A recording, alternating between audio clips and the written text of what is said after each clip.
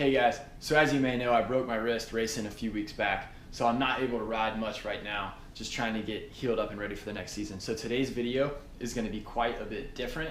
I have 5 tips and tricks for you while you're working on your bike.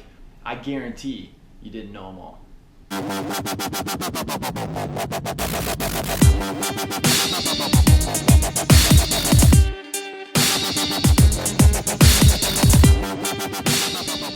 This trick,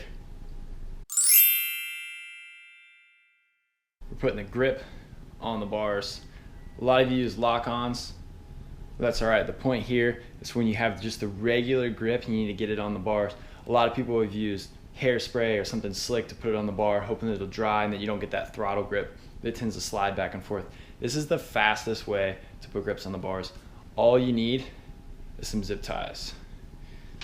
You could do this with as little as 2 zip ties, but if you have 4 or more, really makes it better. But I found that 4 is the best. So the way that you're gonna do this is first, you wanna make sure that the zip ties are actually longer than the grip.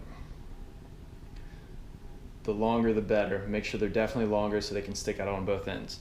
Then you're gonna take all the zip ties and you're gonna insert them on the bar end side of the grip. Slide them all in like this. You want to make sure that they're all exposed on this end and on this end. Make sure that the knuckle or the ratchet of the zip tie is out here on the bar end. All right, then we're gonna slide this onto the bar, and then with your other hand you want to evenly spread the zip ties the best you can. Spread them around the grip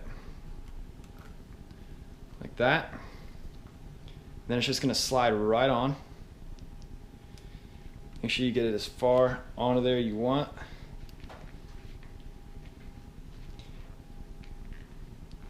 When you got it set, you're gonna pull the zip ties out. You're gonna pull them out one by one. 1,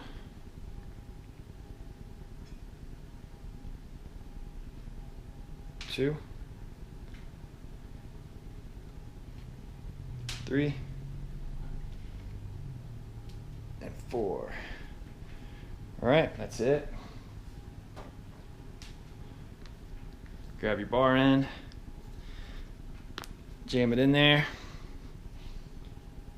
No sweat, grip's ready to go. All right, for this tip and trick, this is for riders using clipless pedals. It's just a standard Shimano clipless pedal. These are the plastic caged ones. This is a way to increase the connection between the shoe and the pedal. All you need is the pedal itself, some zip ties, and a pair of snips. So all you gotta do is wrap the zip ties around the cage of the pedal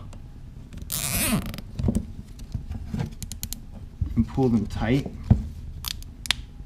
The knuckle of the zip tie is at the top of the pedal. So you're going to do that here, here, and the same on this side.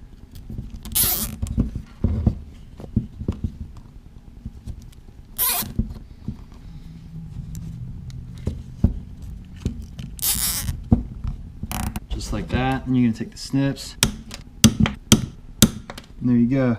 Once you're finished, just turn the pedal over and repeat the process on the other side. Just like that, you've added an extra 1/4 inch of contact between the bottom of the shoe and the cage of the pedal itself. It's going to keep your feet from wobbling side to side on a relatively inexpensive pedal. All right, this next trick is for stem removal. When you've over-tightened it over time or used the stem so much that it's starting to get worn out, definitely a sign that you want to upgrade to a new stem. But if you need to get that stem on the forks or you need to get it off the forks, but it just seems like it's extremely tight, the quickest way to do this is to actually remove both of the stem bolts, the pinch bolts, completely.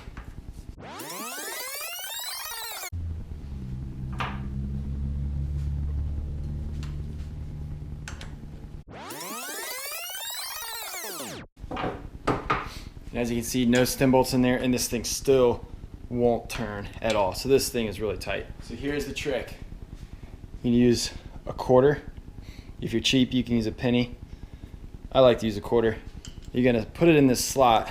You're actually gonna take one of the stem bolts. There we go. Gonna make sure that you get it nice and straight, but you're gonna thread it in backwards. So normally it would fit in here in the larger opening. I'm gonna put it in this way. You gotta be really careful to make sure that it's straight and that it threads in there nicely. Thread this in until just before I start to see it peek through the opening. All right, there it is. So now I'm gonna put the quarter in there, hold it in place, and I'm gonna go ahead and tighten the stem. You find really quickly that the quarter will stay. And then you just tighten it just enough, it comes off just like that. Removed your stem. You can slide it onto the other set of forks if you need. Remove the quarter, put the bolt back to the other side. You're all set. All right, for this trick tip, we're gonna align the brake pads. Seems really simple, definitely something tough that not everybody is able to do. And it can be pretty tricky while you're doing it on your own. All right, so you check out right now.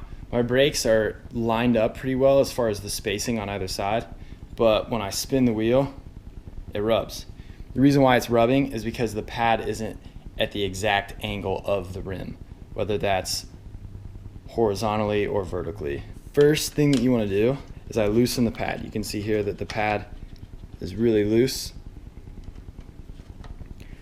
And then I'm gonna align it by eye. I want to see what looks best for me. And then I'm actually gonna reach over. I'm gonna pull the brake and I'm gonna hold the brake in. So with my left hand, I am pulling the brake. With my right hand, I'm gonna align the pad. And if I need it just to move it a little bit, I'm gonna release some tension on the brake. You may be able to see the brake modulating right here, moving a little bit until I get it exactly where I want it. I'm gonna hold it down nice and tight. And if you have somebody else to hold this for you, that's great. But if you don't have someone else to hold it for you, you're just gonna take a zip tie, you're gonna slip it around the bar. Now the pads are squeezed.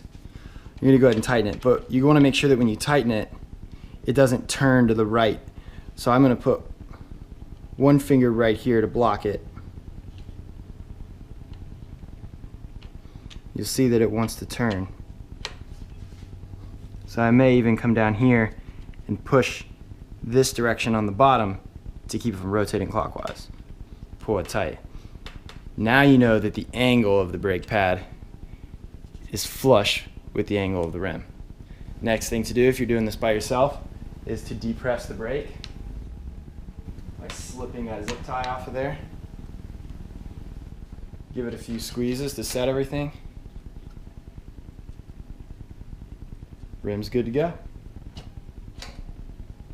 For this trick, we're working on ensuring that your bars stay clamped tight and that they don't move forward or slip back while you're riding.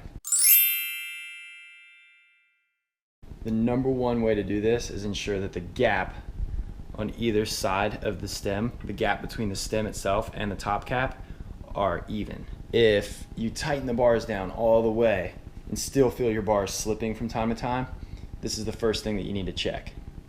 If you crank these two bolts down all the way so that the stem touches, it won't be possible for you to tighten the two bolts in the front, making this side touch as well because of the spacing of the bars.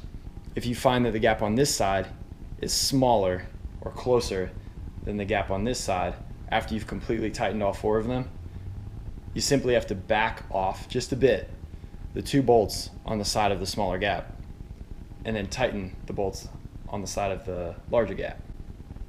That's going to rotate the top gap, making this side, this gap a bit larger, making this gap a bit smaller. The only way to ensure a properly tightened bar is to have the gap on each side of the stem the exact distance apart.